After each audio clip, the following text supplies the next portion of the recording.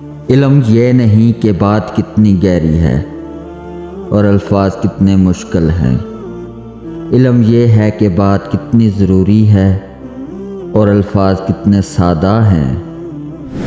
ناکامی کا منہ اکثر اس وقت دیکھنا پڑتا ہے جب ہم کامیابی کے حصول کے لیے اپنے اللہ کے اصول توڑ دیتے ہیں۔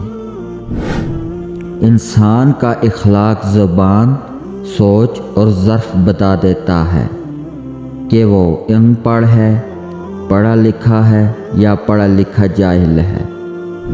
روٹھنا منانا تو زندگی کا حصہ ہے، بس خیال رہے کہ ناراضگی صرف زبان تک رہے، وہ دل میں بسے پیار اور عزت کو ختم نہ ہونے دینا۔